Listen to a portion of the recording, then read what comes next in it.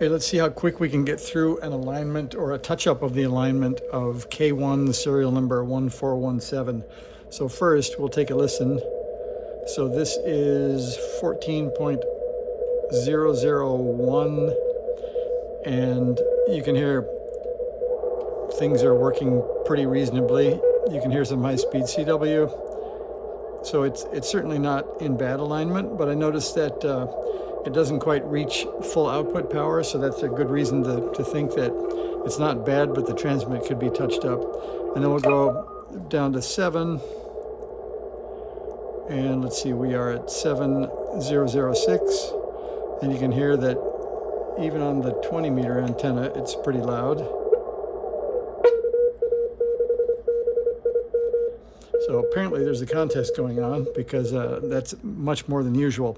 Anyway, so the quick overview of what we're going to go for here is, this is, like I said, K1 serial number 1417. Turn that down a little bit. We're going to pull off the cover. We're going to take out the tuner. We're going to put a jumper where the tuner used to conduct RF from J2 2 to 10. Then we're going to adjust the filters.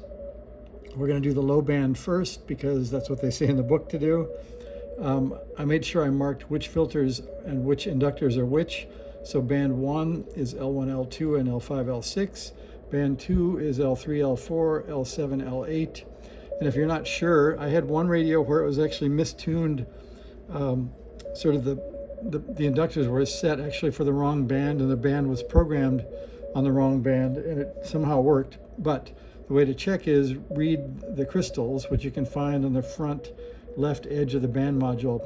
X1 is for band 1, X2 is for band 2. In my case, 15 megahertz for 40 meters and 22 megahertz for 20 meters. And a quick reminder of a superhead, if you want to think about it. 3 megahertz VFO, a 15 megahertz crystal gets us 12 megahertz. Then we subtract 5 and we get 7. That's pretty much 40 meters. And the other one, 3 megahertz VFO, 22 megahertz crystal, which is the other one. We subtract those two, we get 19. We take away 5 and we get 14. So the two bands are correct.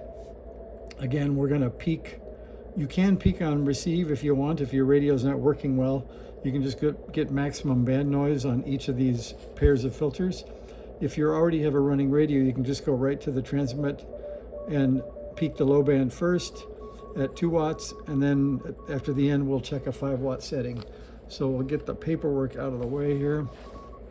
We'll see how quickly we can get through this. If you haven't got one of these, don't start. This is a little plastic tip screwdriver. You'll need that for the bandpass adjustments. And it's got a cool other end that fits other inductors in the K1, so this is a pretty cool tool to have. Unfortunately, there's no brand, so I don't know where they come from, but hopefully you can find one. Then Phillips number 1 to get the lid off. We're going to just set this to the side. You'll have 3 more screws than I did. I took those off first so you wouldn't have to wait. And then we're going to power down because we're still running. And pull off the antenna. And I think I'll flatten the legs a little bit here so you can see in there better.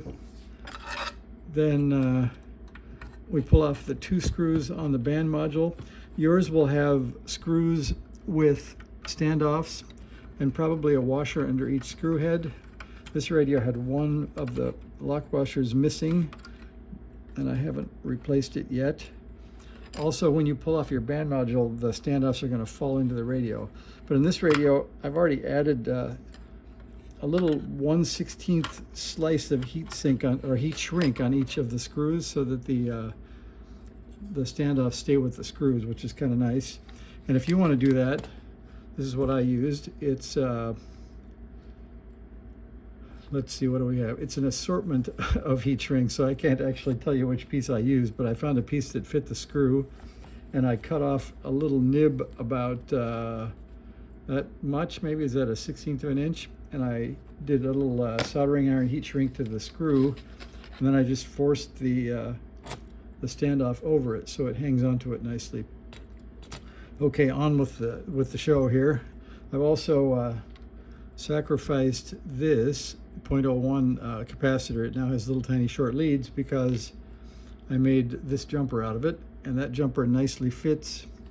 To go back to our notes again, it fits between pins 2 and 10 of J2, which is the connector that the ATU feeds into. So you can actually fit the inside pair of connectors or the outside. They're both wired the same, and the outside one's easier to hit. So it's going to be again, the two pins are 1 and 9 or 2 and 10. You can do any combination to get between those two there. So that should get us back to the point where we're receiving and transmitting again. So let's see if that works. There goes power. Turn it on. And you can see, if I can tune somebody in,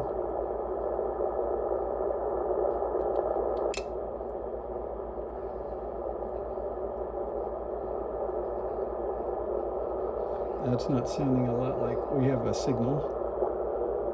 Let's see, we're on the right antenna jack. I hit the right 2 pins.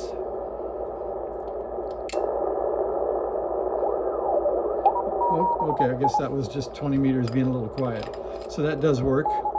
And you can see if we take that out, that's what you get. So if you get a radio that somebody pulled the tuner out of, you'll want to put a jumper in there.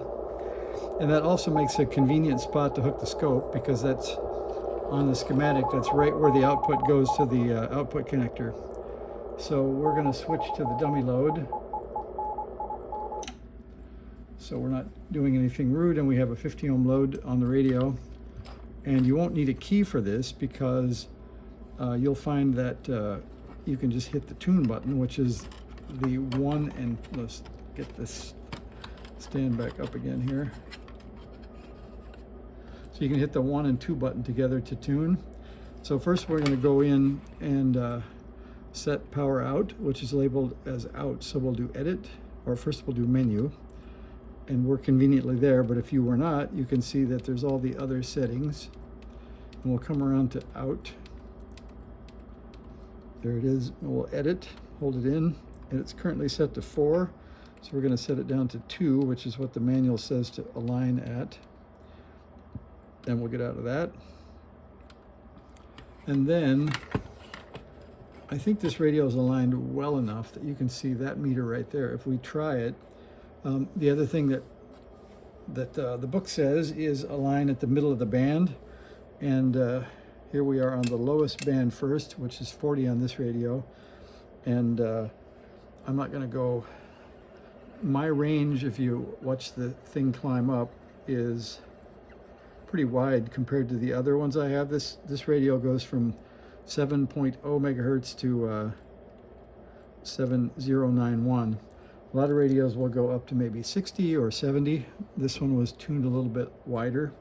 So I'm not going to go to, I suppose I could go to 40 or 45. 40 is a pretty much a QRP calling frequency, so that's not a bad place to tune for this radio. So we'll set to 40, and then we'll hit tune, and you can see it's reading like 6 watts, even though oh, this is true. So we took out the tuner, so we don't have RF sensing.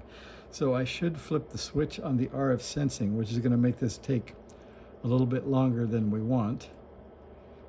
I don't think the power out control is going to do anything until we have RF sensing turned on. So let me see if this radio, I believe, is too old to have the switch for RF sensing. Yeah, there's no hole in the bottom of this radio. If you have a newer one, there's a switch for RF sensing.